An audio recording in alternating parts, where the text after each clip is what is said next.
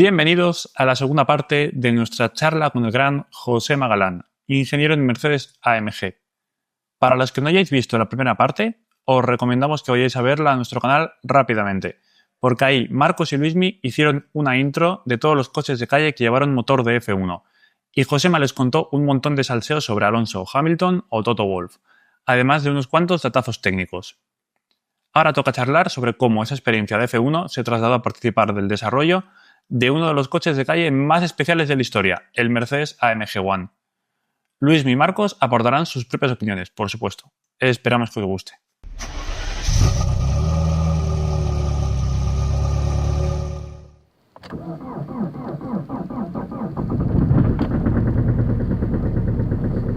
Antes en la chapa histórica hemos contado cómo ha habido súper pocos coches en la historia con un motor de Fórmula 1 aplicado a la calle directamente. Lo cual, dentro del reclamo de marketing que supone, hace pensar que si ha habido tan pocos debe ser súper difícil. A mí me gustaría que tú, como una persona que ha estado ahí dentro y ha estado sufriéndolo o viviéndolo o disfrutándolo, según lo quieras ver, nos explicaras realmente qué es, o sea, cuáles son las claves que hacen que sea tan difícil meter un coche de Fórmula 1 en un coche de calle. Y de paso, si nos puedes contar también cómo consiguió Mercedes superarlas en el AMG One. Vale. ¿Tú has visto los dos? Sí, sí, yo he visto la comparación perfecta. La principal diferencia y la filosofía, yo creo que troncal, que diferencia la carretera de la calle. Perdón, las carreras de la calle. El motor de Fórmula 1 está, o cualquier pieza en Fórmula 1, cualquier parte de Fórmula 1, está diseñada y pensada para hacer un kilometraje. Normalmente está a 3.000, 4.000, 5.000 kilómetros, depende de cuántas carreras y tal. Pero ponle tú, 5.000 kilómetros que tiene que hacer ese motor o ese coche.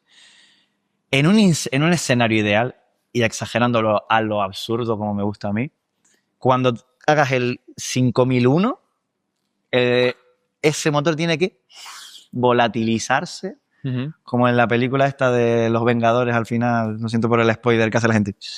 De lo contrario, estás sobredimensionando las piezas, estás haciéndolas más pesadas o más caras o más lo que sea. Lo ideal es que dure solo lo que está diseñado para durar. Exacto. Quizás, bueno, en la vida real entiendo que se aplica un margen de seguridad para no equivocarte, por lo que hablamos de tolerancias, etcétera. Exacto. A ver, en la vida real luego es que eso. No funciona así el mundo. Pero esa es la filosofía. Mientras que en un coche de carretera tienes que durar vida infinita, aunque en el AMG One desde un principio se estableció que eso era imposible. Bueno, infinita. ¿Estuviste tú más o menos cuando había conversaciones de cuántos kilómetros iba a ser viable que ese motor durase sin reconstruirse? No, yo no estaba ahí, pero sí que lo mencionaste tú, esos 50.000 kilómetros. O sea, muy pocos para un coche de calle. Son pocos para un coche de calle, no son tan pocos para un coche de este para tipo. Para un hypercar no son tan pocos. Para un coche de varios millones de euros hay célebres casos como los del Bugatti Veyron, o sea, estos coches de la historia que más han empujado los límites para dar un plus respecto a lo que se había hecho antes, a menudo han tenido este tipo de sacrificios con mantenimientos requeridos cada relativamente poco tiempo para hacerlos funcionar.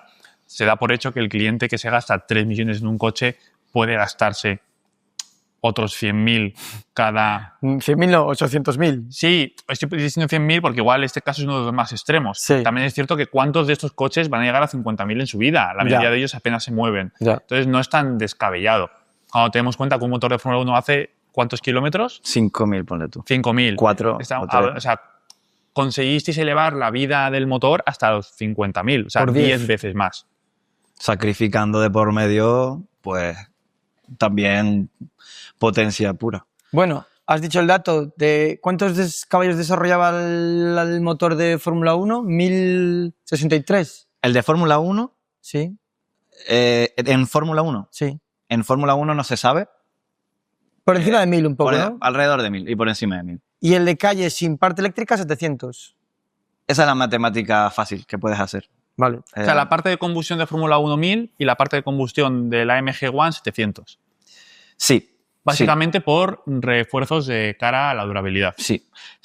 Y por capar las revoluciones también, porque pasamos de un límite de 15.000 a un límite de 11.500, creo. Pero no solo es combustión. Eso iba a decir.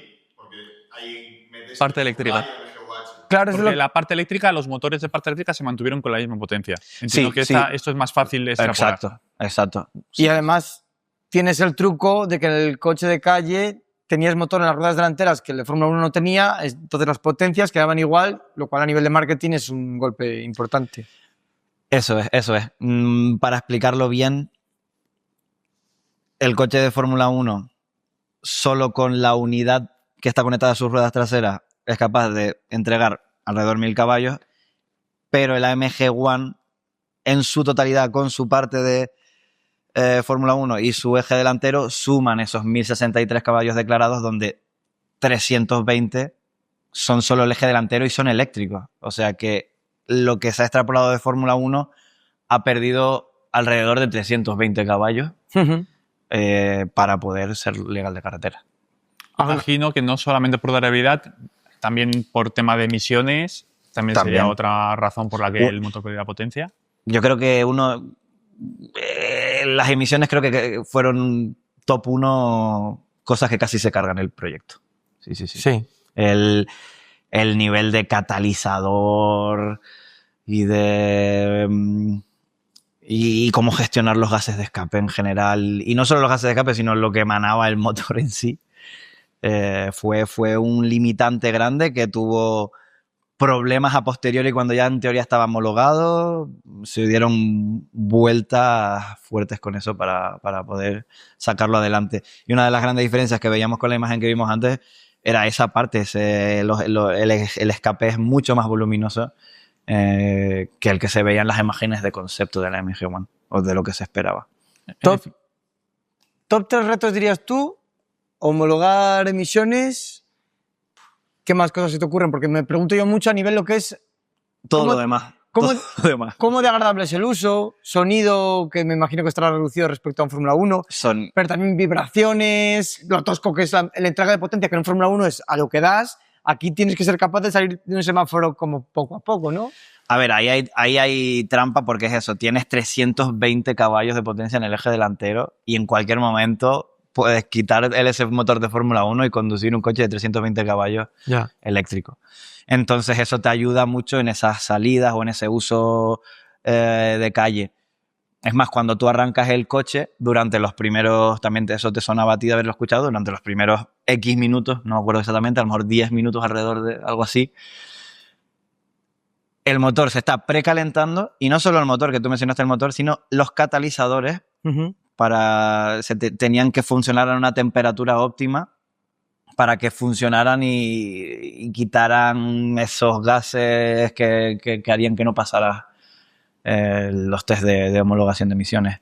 Claro, es que el reto, hablábamos antes de las PAS F1 o del diablo al que le pusieron motor de Fórmula 1, es muy común que cuando esto pasa, directamente para arrancar el coche tienen que ir los ingenieros a meterle bombas de calor para que entre a temperatura de funcionamiento, para que las paredes directamente de los cilindros se expandan y cojan las tolerancias que tienen que coger, y para que todo funcione. Y además son secuencias de arranque complicadísimas, que hacen con un ordenador y que un ciudadano medio no puede hacer. Y aquí se han llevado esto a un coche que tiene que arrancar el ricachón de turno en su casa sin ayuda de nadie. Sí. A mí esto me parece muy interesante y de hecho conecta un poco con por qué ha sido este proyecto posible, que es que una parte de las limitaciones de pasar del motor de Fórmula 1 al de calle pueden ser las limitaciones técnicas, llamémosle, que consisten en hacer que el motor pues, no contamine, aguante unos determinados kilómetros, etcétera, etcétera. Pero es que luego, incluso olvidando de las limitaciones físicas y técnicas y asumiendo que pudiéramos hacer lo que nos diera la gana, conviene plantearse, porque es muy bonito la idea de motor de Fórmula 1, lo mejor que hay en un coche de calle, que el modo de uso es tan increíblemente diferente que puede hacer que directamente lo que es impresionante en el circuito sea absoluta pesadilla en la carretera. Total. Entonces, idealizamos mucho esta idea y es muy bonita la idea de, pero que ese coche lleva un motor de Fórmula 1. Sí, pero es que no puedes utilizar un Fórmula 1 en la calle aunque quisieses, porque un motor de Fórmula 1 está diseñado para ser conducido constantemente a todo lo que da. Constantemente, o sea, funciona mal yendo a medio y bajo régimen. Sí. La refrigeración. La refrigeración.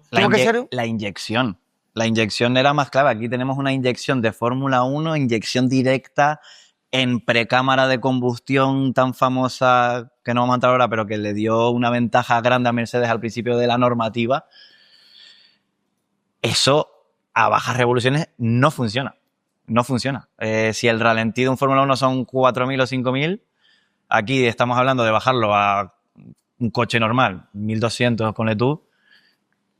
¿Cómo vas a hacer eso con ese tipo de inyección de Fórmula 1? Entonces, ¿qué haces? Tienen dos tipos de inyección. Tienes la que le das de Fórmula 1, que se queda tal cual, porque lo he dicho, el bloque es el mismo, pero añades una inyección indirecta, PFI, creo que se llama. Es que a mí no me gusta aprenderme los nombres así porque, vamos, pones la básicamente en el intake de a la cámara de combustión, pues ahí inyectas la gasolina y entra de manera indirecta, y esa es la que te permite que el coche funcione en bajas revoluciones, porque si no, no podrías. Directamente no podrías. O sea, en resumen, que me he liado un poco. Tienes una inyección para la emisión distinta a bajo régimen o a baja temperatura de funcionamiento. Eso es, sí. Sí. O sea, para todo lo que es un régimen de funcionamiento que no es todo trapo, funciona con indirecta en vez de directa. O sea, tienes dos inyectores distintos. Tienes dos tipos de inyección. Dos tipos de inyección distintas que además pueden ir todo a una, todo a otra o híbridamente ayudarse entre sí. Y esto, bueno, esto ya es pues a partir de gestión de los mapas de motor, pues lo vas gestionando, pero sí. También funcionaban a la vez. Claro.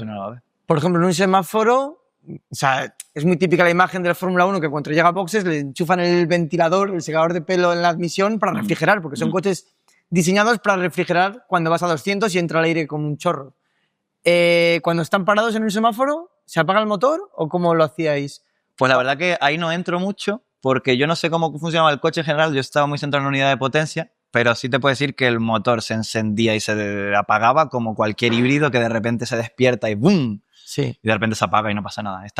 Era muy importante gestionar que el motor fuese capaz de arrancar y pararse muchas veces sin problema. Y por eso tú arrancabas el coche, estaba frío, no escuchabas el motor porque tenía que estar calentándose, luego el coche te avisaba, vale, ya puedo arrancar, le dabas al motor. Mira, una escandalera. Antes hablabas del ruido, de las vibraciones. Vibraciones no tanto, muy bien gestionado eso. El coche se sentía cómodo dentro de lo que era, pero el ruido... O sea, no que los V6 de hoy en día no hacen ruido, que madre mía, que no sé qué. Mira, vamos, tapones y auriculares con tapón para poder hablar entre nosotros porque era una pasada. Incluso he oído, esto yo no lo vi, pero he oído que me contaron trabajadores que estaban ahí que vino uno de los capos de Mercedes, rollo, no sé si CEO o CTO, uno de los capos de la marca Mercedes, no de esta parte solo, y dijo, este coche o arreglan lo del sonido, lo insonorizas o algo para el piloto y copiloto, o no lo sacas, porque esto no tiene el espíritu de Mercedes. Es que encima Mercedes. Este ruido no es el espíritu de Mercedes. La marca de lujo y del confort. Que, como todos sabemos, consiste en meter un montón de LEDs y lucecitas en el interior para poder ajustarlas a cada momento. Les estaba escuchando antes y estaba pensando en eso. Y digo, mira tú el espíritu de Mercedes, ¿a dónde se está yendo el puto espíritu de los cojones? No, pero lo entiendo. El 300 SL, de hecho, en su día presumía mucho de ser un coche con motor de carreras o casi de carreras, pero usable y cómodo para la calle, para el cliente que lo utilizase en su día a día. Volviendo al hilo del motor de gasolina encendiéndose y apagándose y haciendo este ruido ensordecedor, quiero ver un poquito antes a lo que iba a comentar, que era que precisamente uno de los mayores problemas antiguamente de un motor de Fórmula 1 para usar en la calle es la falta de potencia a bajas revoluciones, y que quizás precisamente este coche, siendo híbrido, abre esa ventana a poder tener una experiencia más similar o más cercana a la que es el Fórmula 1 de verdad, porque eres capaz de rellenar todos esos bajos con la parte de motor eléctrico y de batería. O sea que precisamente esta nueva era, aunque que si bien es súper compleja y súper especializada de motores enfocados a la Fórmula 1, esa parte es lo que ha permitido hacer esta locura, que no deja de ser, creo yo, una herramienta de marketing de Mercedes, claro. Un coche halo en el que mostrar, mira lo que somos capaces de hacer, podemos poner un motor de todo lo que hemos aprendido en Fórmula 1 en un coche de calle.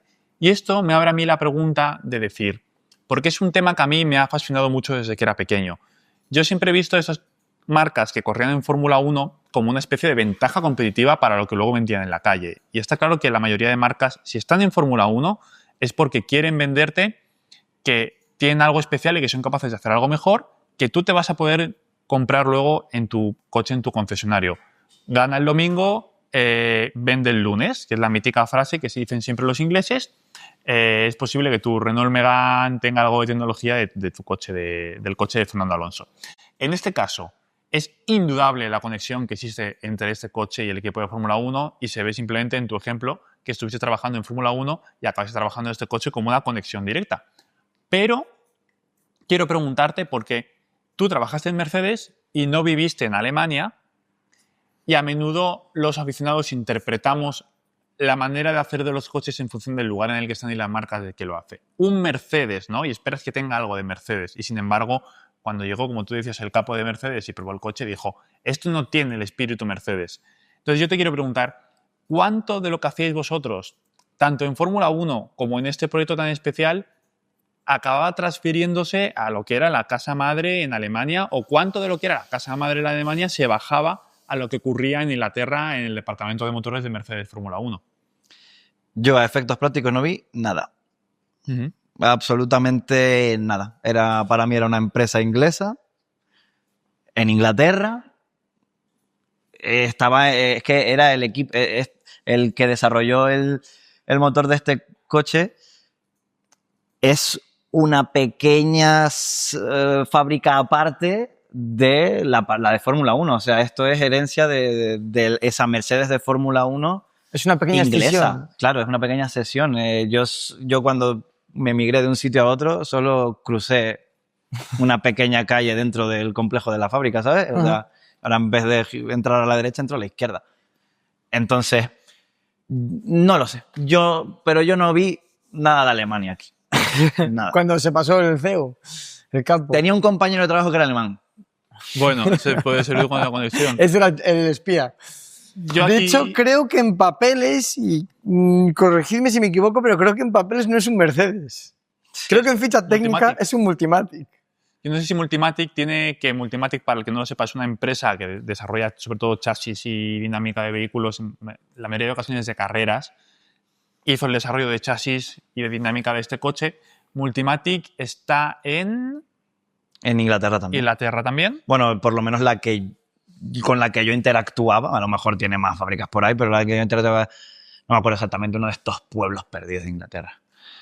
Y claro, nos encontramos con un coche con un enfoque que nace del equipo de Fórmula 1, hecho prácticamente enteramente por direcciones inglesas y que sin embargo tiene una casa madre que es la que va a vender esa imagen alemana. Entonces, en ocasiones se toman decisiones quizás no del todo ingenieriles, sino que son más bien un equipo haciendo una ingeniería con alguien por encima, con otros intereses, que acaba tomando decisiones muy bruscas y muy de giro de timón sin estar todos los respaldadas por la justificación técnica que debería, ¿no? Como creo que pasó con el peso de este coche y con la insonorización.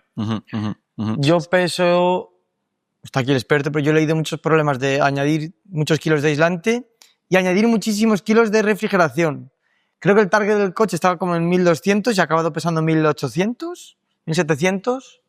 Y Es un coche muy pesado. Lo de la refrigeración tiene todo el sentido del mundo, es lo que decía. La refrigeración es un requerimiento técnico y se entiende, pero quizás el tema del aislante, cuando tienes ya un Valkyrie, que sí que es el Aston Martin Valkyrie, el rival natural de este coche, el cual tienes que llevar cascos para conducir. Si ya has tomado la decisión de meter un motor de Fórmula 1, sabes a lo que te atienes. O sea, ya sabías lo que había.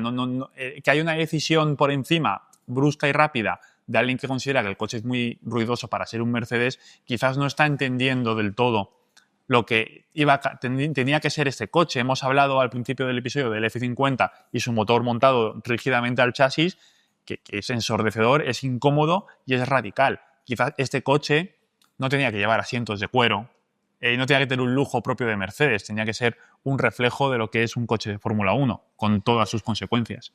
Sí, pero en Mercedes yo creo que buscaron ese equilibrio. Buscaron ese equilibrio que era casi, no sé, incoherente, ¿no? Es curioso porque el CLK Strassen Version sí que había que conducirlo con cascos del ruido que hacía. Ahí no llegaron a insonorizar tanto. Levanto la mano porque yo los AMG One en los que me subí eran coches de test. No eran prototipos ya, pero eran coches ya elegidos para test. Y no eran coches y tenían fallos y eran trastos para salir de paso, para hacer pruebas puede que las sensaciones no sean exactamente iguales a las que tiene el producto final. Había una diferencia muy grande entre ese coche y un CLK Strass Inversion, y es que mientras el CLK Strass Inversion yo diría que no había ninguna intención de venderlo, la intención era tener un coche homologado para poder tener el de carreras. Y esto Entonces, es una había herramienta de marketing. Había poco interés. En plan, quien quisiera tener el coche, que es como el de carreras, porque le mola bien, pero atenta a las consecuencias. Este no, este se hizo porque quería venderse. La única razón de ser de desarrollar este coche es venderlo. Es tener la idea loca de vamos a hacer un coche con motor de Fórmula 1 y lo vamos a vender. 275 unidades. Eso Creo es. que eran. Ujú. Más además- otras 60 que hicimos de repuesto por si... Ah, sí. Sí.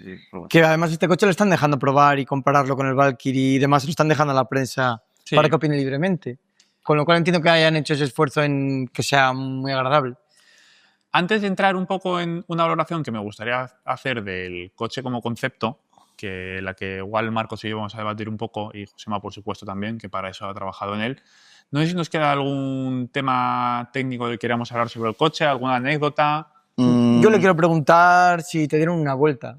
Sí. Creo que era como... Incluso había cierto... ¿Cómo se dice? Tradición de que si tú entrabas a este proyecto, mínimo tenías que ir a dar una vuelta. Yo no lo conduje. Te tenías que sacar como una licencia especial. Y yo creo que a nivel, pues eso, de conducir prototipos en carretera, y no solo por parte de Mercedes, sino a nivel organismo, yo qué sé, europeo o lo que sea. Y sí, me subí en él y por eso te dije esas sensaciones de las vibraciones. No sentí tanto esa vibración. Estaba muy cómodo en su sitio. El ruido sí era...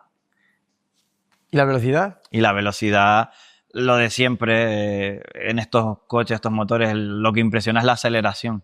La aceleración y no solo la aceleración de 0 a 100, la de 100 a 300. Que no para eso. Cuando no para La de aguja. ver, cuando ves, ves los números haciendo locos, los números, y tú, pues te aparecen los números del número, ¿no? No tienes aguja aquí, ¿eh? Bueno, Sé verdad. que te gustan los relojes y lo analógico, pero aquí era numerito. Y ese número, ¿sabes? Subiendo para arriba Ujú. y yo me acuerdo que el que conducía, y yo soy un poco cagado, hoy me has traído en tu Mini, me caga un poco cuando me has enseñado el panel de abejas ese, ¿eh? He dicho, Panel de abeja. he dicho, mira cómo suena el supercompresor. Entonces he reducido un poco. Y yo, pero digamos despacio. Y yo me agarraba al asiento. Te imagínate lo No te he agarrado visto. que iba el día que me dieron una vuelta con esto, que encima estaban por unas carreteras de por ahí de Inglaterra, estas carreteras inglesas, que quien sabe de lo que hablo, sabe de lo que hablo. Me Y gusta mucho que le he preguntado sobre cómo se sentir dentro de la AMG y ella ha sacado mi Mini como comparación rápida. Como benchmark, ¿no? De comparativo entre... Es que suena mucho. No, de que ¿verdad? yo soy que a mí no me gusta correr en la carretera, que no me gusta. O sea, en un circuito a tope, pero en la carretera no. Aquí quedan estas palabras. Ingeniero de desarrollo de la AMG One compara a qué se siente ir en ese coche. A un Cooper S del... O sea, yo del me acuerdo de 2005. miras para adelante y y yo veía perfectamente el dashboard, ¿sabes? Del que conducía. Y cuando ya veía, vale, 200, crema. Aquí nos quedamos, ¿no? Joder, sigue subiendo. Mierda. Era un poco así. Yo estoy replicando cómo estaba agarrado. Me acuerdo de estar agarrado así. Madre mía. ¿Qué querías preguntar ahora? Yo quería saber si le quedaba a Josema alguna anécdota que contar, algo que le gustaría hablar, algo A mí, que antes- nuestros oyentes consideren interesante. No sé, a mí me pareció muy interesante que decías que el bloque es el mismo. Y sí es el mismo. Incluso tenía cosas que sobraban. Y una cosa que sobraba era un alojamiento para unos sensores de presión intracámara. O Ujú. no sé cómo llamar. En inglés lo llamamos los CP sensors. Cylinder Pressure Sensor. Es como Que no haya- sensores de presión dentro del cilindro. Ujú. Esto es tecnología del futuro. Esto es carísimo, súper sensible. Se rompían cada 5 minutos. Los de Fórmula 1, en Fórmula 1 se llevan sensores de presión dentro de los cilindros para saber en todo momento exactamente cómo está ocurriendo la combustión Ujú. y es exacto. Por ejemplo, el fenómeno de Knock, que es la detonación en español, que es una combustión descontrolada, algo que no quieres, algo que quieres que chequear, en Fórmula 1 la ves perfectamente, mientras que en los coches de carretera la sientes o la intentas calcular con otro tipo de sensores, en este caso acústicos. El MG One lleva estos acústicos, porque de verdad son carísimos y no solo carísimos, se rompen con mirarlos. O sea, que lleva el hueco pero no lleva el sensor. Exacto. Porque la fundición es exactamente la Exacto. misma. ¿Qué pasa? Que algún motor nos llegaba de, "Buah, algo le ha pasado no combustiona bien este motor, ¿qué pasa? Tráelo de vuelta a la fábrica." Le metemos En el dyno le metemos los sensores de presión de verdad y ya estudiamos de verdad si está ocurriendo esa detonación, si está ocurriendo cualquier o no, o que no combustiona algún cilindro, ya lo vemos de verdad. Porque en la mayoría de coches creo que estas cosas se intuyen con otros cálculos. Porque no tienes un sensor dentro del cilindro, ¿sabes? Sí. Y eso me parecía muy interesante. Y relacionado con esto también está el tema de la durabilidad. Si volvemos a la durabilidad, de que en Fórmula 1 solo se puede, o sea, solo quieres hacer 5.000 kilómetros. Se llevaba tan al extremo el motor que siempre se tenía detonación. Siempre. Pero una detonación controlada porque... Autodetonación, dices. Sí. Esa detonación, autodetonación mala, en Fórmula 1 se tenía constantemente. ¿Ah, sí? Sí, constantemente, porque salía más a cuenta estar en el límite, es decir, tú buscas esa eficiencia máxima con ciertos parámetros. Si te pasas, ya empiezas a tener esta autodetonación y no la quieres.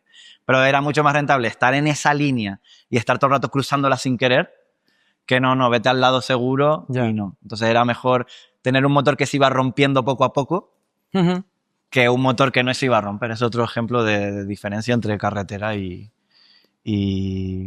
carreras en cuanto a este tipo de adaptaciones, ¿no? Pues yo quiero hacer una reflexión final, un mini debate final.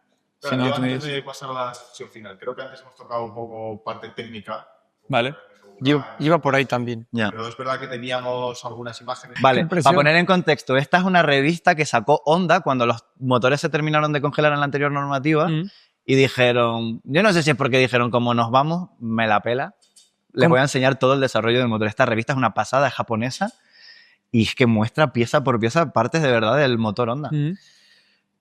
Y la verdad es una pasada lo mucho que se parece al de Mercedes. Eso también es un dato que dejo ahí. O sea, de cómo... Es que encima muestran la evolución desde 2015, de aquel fatídico motor, hasta el que ganó con Max Verstappen, ¿sabes? Sí. Y bueno, se ven hay imágenes brutales de cómo cambiaban tamaño, la disposición. Bueno, O sea, esta revista es una pasada. No se entiende nada. Descubrimiento de oro, pero... Pero fíjate, mira, aquí... Hombre, con el Google Lens... Esto es un dyno. Con Sí, el claro, Google tira de Google Traductor Lens. te la puedes leer. Otro dato, esto yo no lo vi, pero a mí me contaron que en Mercedes la tenían perfectamente traducida y que estaba como todo el mundo que la quería ver la podía coger. ¿Ah, sí? Eso lo escuché, eso yo no. Claro, es que habrá pocos casos de esta ingeniería de altísimo nivel que una empresa da al público, ¿no? Que lo hicieron estoy 100% seguro. O sea, que te De sacan hecho, esto, tú dices, tradúcemelo, yo me la leo y a lo mejor no me cuenta nada, pero yo me la voy a leer entera por si acaso. Una cosa que creo que es importante esto, ¿eh? Creo fervientemente que si esta revista se la pasas ahora a Aston Martin, mejoran. O sea, creo que a nadie se le ha ocurrido leerla. A nadie en Honda se le ha pasado por la cabeza que ellos mismos recogieron su know-how. Esto es una pasada de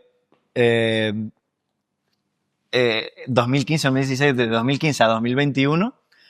Esto es el MGU-H. No, K. Sí, está la K.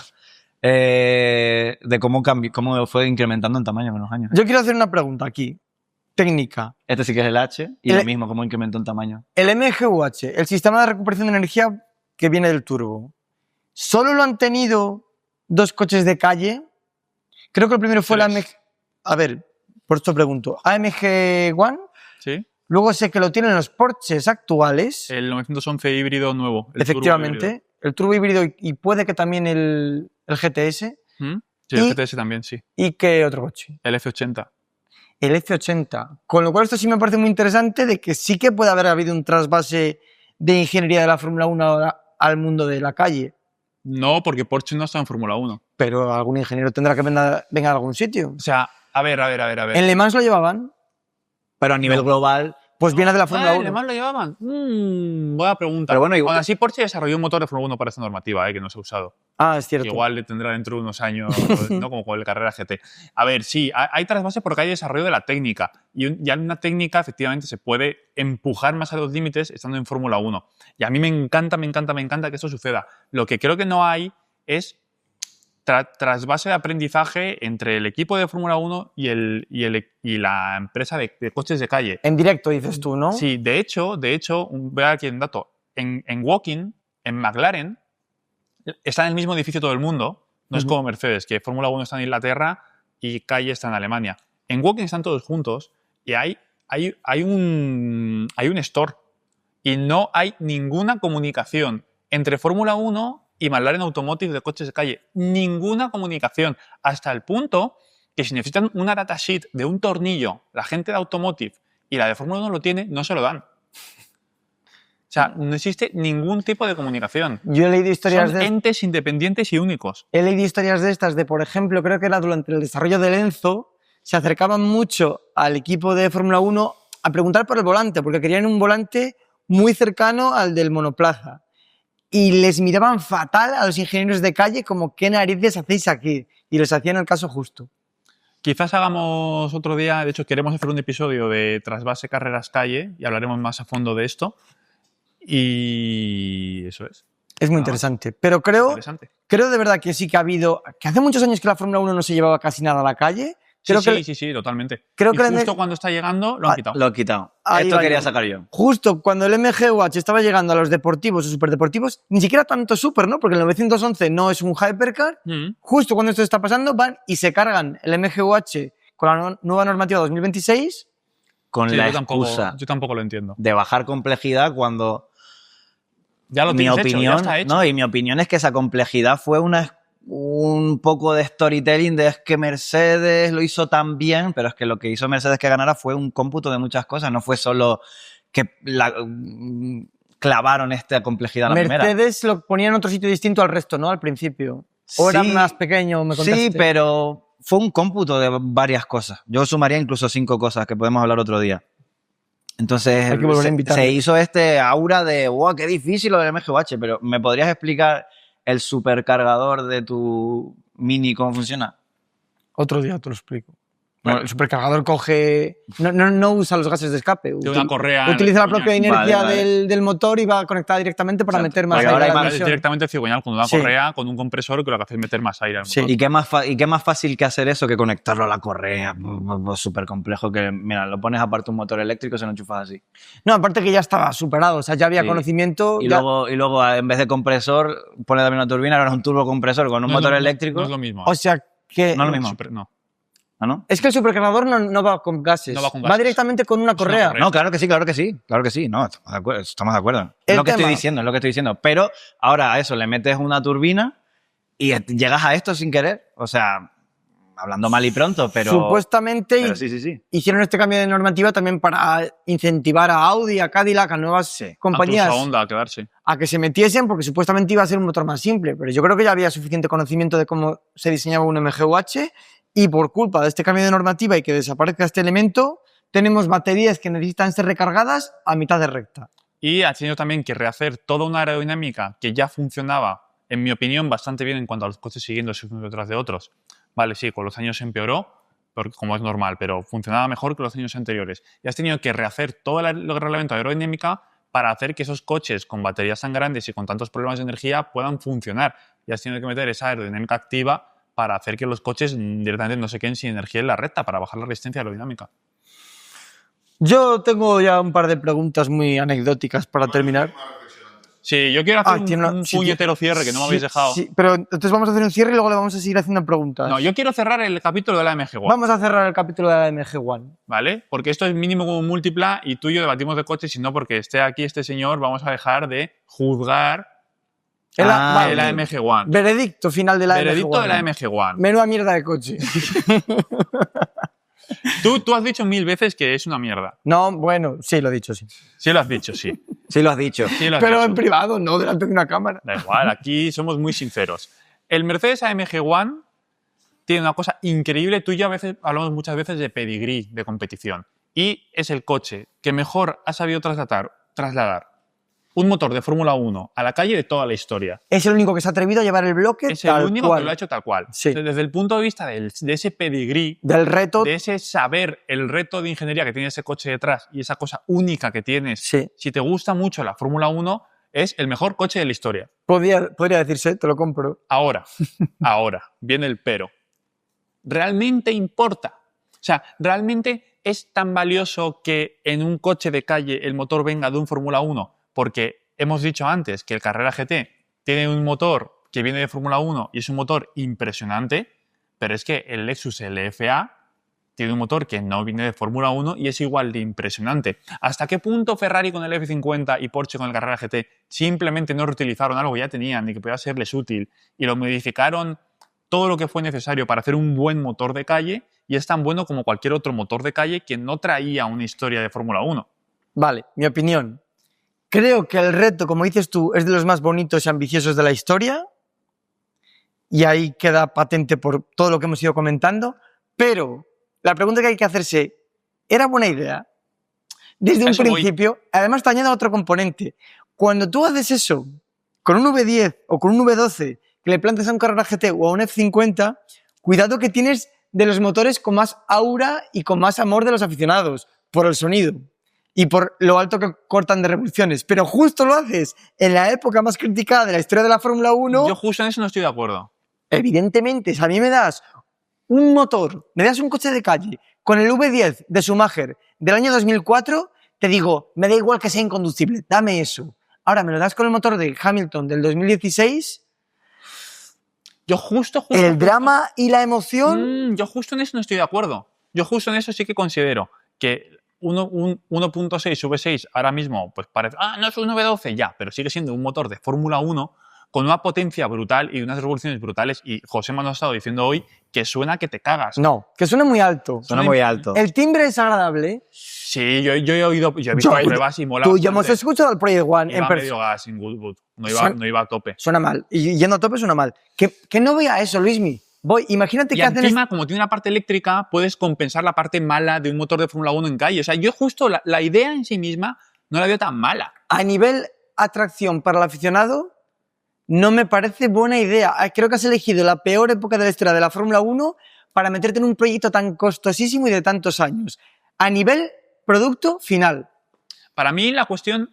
Imagínate que Yamaha, con el coche que hemos comentado antes, consigue realmente llevar a la calle ese proyecto que iba a cortar a más de 10.000 vueltas, con un monocasco, con 2 posiciones de conducción tipo tándem. Dices, madre mía, qué cosa tan especial, que no solo es que venga de las carreras, sino que da lugar a un producto ultra atractivo para el conductor. Pero con la AMG One, lo que han hecho es un coche cuyo reto es mayúsculo, pero que, por ejemplo, en todas las comparativas con el Valkyrie, los probadores dicen que el Valkyrie es más excitante y más chulo de conducir. Pero es que a lo que yo quiero llegar es que tú digas que un coche de calle tiene motor de Fórmula 1 es estricto marketing. El hecho de que venga a Fórmula 1 no hace mejor a un motor. Pero si viene... Es marketing. Pero si viene de la Fórmula 1 de los años 2000 con el V10 resonando, el marketing sí que se añade al producto final. Sí, es lo que digo. Para que el producto final tenga sentido, has tenido que modificar tantísimo el motor que casi es irreconocible. No voy por ahí. Yo digo, repito, imagínate que hacen el Project One hace 20 años.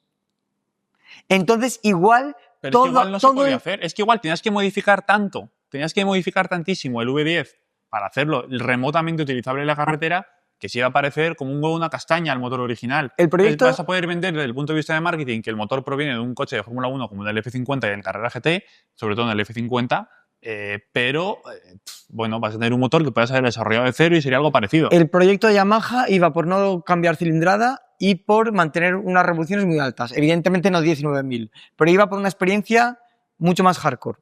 Solo digo que eso a nivel producto final me hubiese atraído más. Y que este coche en concreto, digo, madre mía, el esfuerzo que han metido en un producto que luego lo ves y dices, pero si es mucho mejor un Valkyrie con un V12 atmosférico. Es que es distinto. Para mí, mi opinión, que no sabe de coches con puertas, solo sé de uno. Yo encuentro peros muy distintos a los peros que están encontrando ustedes.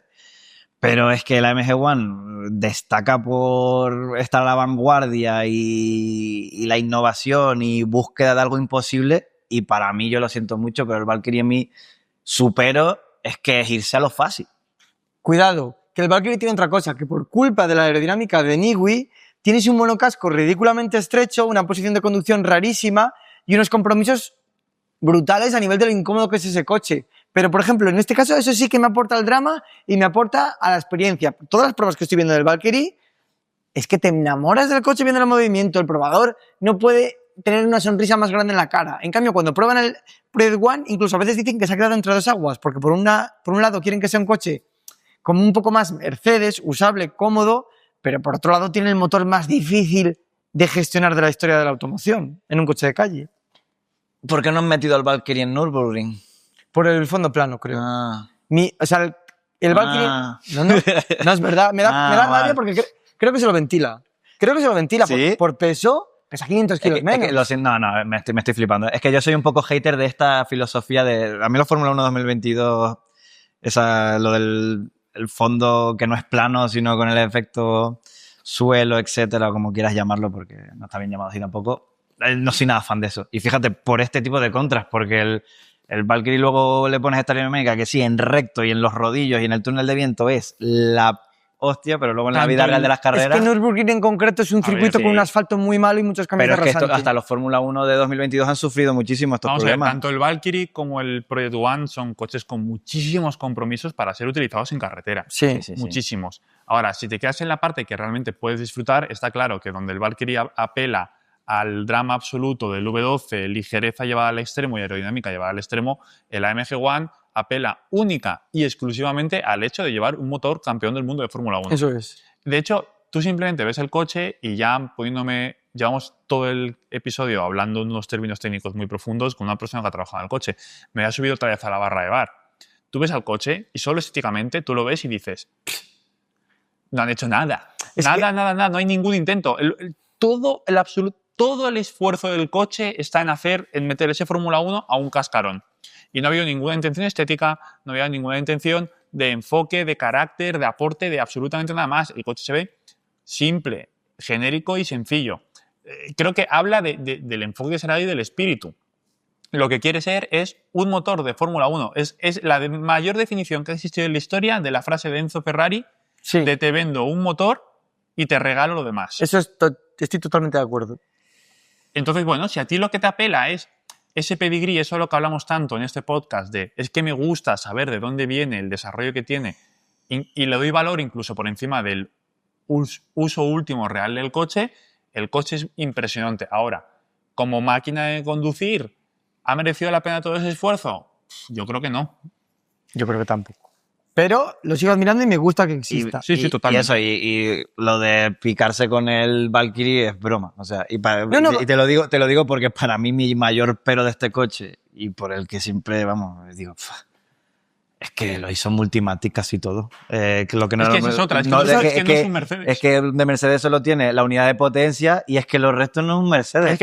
Es que ni la unidad de potencia.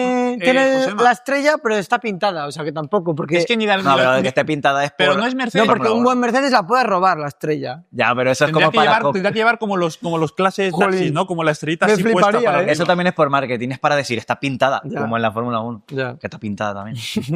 Realmente nada en este coche es un Mercedes porque incluso el motor, a mí, hemos hablado antes de la conexión con la calle y realmente el equipo de Mercedes de Fórmula 1 es un equipo de Fórmula 1 que patrocina a Mercedes.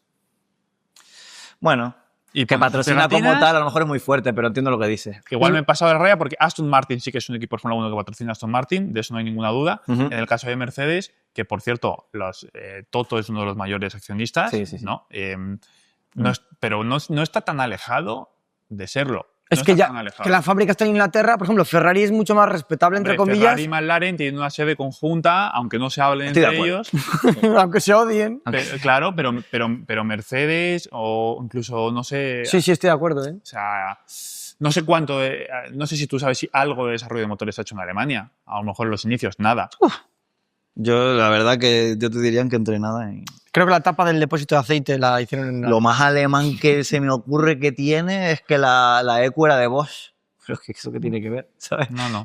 Bueno, puede que algo hubiera, pero en definitiva, pues bueno, hay que relativizar este coche. Me genera mucha curiosidad qué trato le va a dar el paso del tiempo.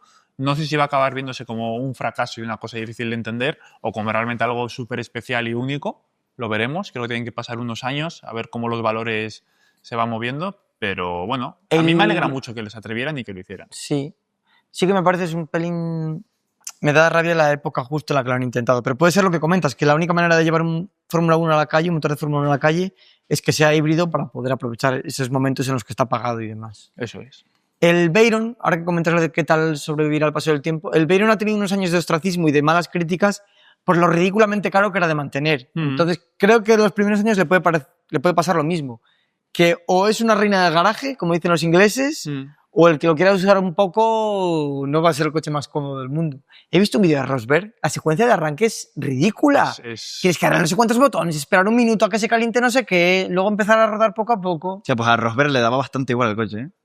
¿Le daba igual? Sí, sí. Rosberg... No tuvo ningún tipo... O sea, para lo que era su motor de cuando ganó él el Mundial. Pero le regalaron uno, ¿no? Sí, le regalaron uno y... Esto ya es conversación de bar, ¿eh? Dilo. Pero no le apasionaba para nada. Yo creo que ese vídeo lo hizo obligado y todo, ¿eh? Rosberg tenía en su coche una piececita de su Correcto. Las wastegates, el actuador de la wastegate... La válvula de descarga, que aquí estamos hablando para... Perdón. La válvula de descarga... Del turbo. Sí. Tiene un actuador con un bracito que tiene pues un mecanismo con una rotulita. Y mira, una rotulita de este tamaño.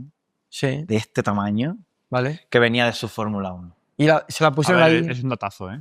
Sí, es un detallazo. Pero también, a mí me acuerdo que me dijeron, no, y esto lleva una pieza de Rosberg. Y yo dije, sí, ¿qué pieza? Y me la enseñan y es como, esto. Y en plan, cabrones, para poner eso. ¿Qué es lo peor? Fallaba la wastegate esa. Fallaba. Y no era culpa. No, escucha. Y esto me acuerdo que era como uno de los primeros problemas graves que tuve con un motor, que yo estaba solo y como que no tenía nadie al lado que me ayudara. Y en plan, tengo que dar una solución a esto. Y resulta que no era esa piececita, sino que por mera casualidad el actuador eléctrico, lo que daba el empuje, vino defectuoso. ¿Dónde tiene la pieza puesta en el coche? Pues es que, pues imagínate, si la wastegate está por la parte... Ah, pero está puesta en ese sitio. Que sí, que Claro, el motor está montada. Funciona con una pieza de ese coche. Claro. Yo pensé que lo había... Sí, no, el salpicadero, Claro. como un trofeito Pero ahí. sí, ¿no? Que no, Colgando que su motor del- tiene una pieza Vale, está bien el dato. Es que voy a contar otro dato.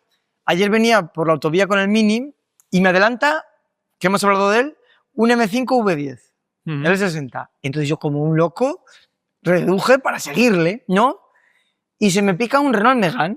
Digo, que no te piques conmigo porque lo que yo quiero es pillar al M5, o sea, me das igual. Quiero escuchar el motor un rato y al final le medio pillé, pero tuve que reducir. Todo esto sin pasar de 120, como promovemos siempre en este podcast. Por supuesto. Resumen, el M5 cuando me acerque me dio un chinazo. Y a ver, ilusión no es que me haga, pero al menos no es un chinazo de un Opel Astra, ¿no? Como que cada vez que lo veo digo, mira, ese chinazo es de un V10. Otro, porque tiene otro chinazo que me dieron a mí cuando usé yo el coche. Otro. Entonces, me imagino que Rosberg sentirá lo mismo. En plan, bueno, ahí está la válvula que fallaba, pero es la de mi coche, de verdad. No, pero no fallaba por eso. Pero fue como la casualidad de, hostia, ¿a qué es por...? Y justo fue una casualidad súper puñetera, porque tú como ingeniero tienes que evaluar todas las posibilidades, pero todo el rato se te iba a eso. Es que es por la pieza esta, porque es que es lo único que cambia, ¿no? Y resulta que no era por eso, entonces fue un reto. Te voy a hacer ya una última pregunta, 2 preguntas que se nos ha pasado. Hay que hacer 2 episodios, ¿no? O sea, este ritmo. Veremos. O sea, no, con este saca 2 o algo, no sé. O se edita, luego Ya se veremos, corta. ya veremos. Saca tijera. ¿Cómo es el ambiente de trabajo, tanto en Fórmula 1 como luego en un equipo tan reducidísimo y de unos objetivos tan ambiciosos y especiales? Yo fui mucho más feliz con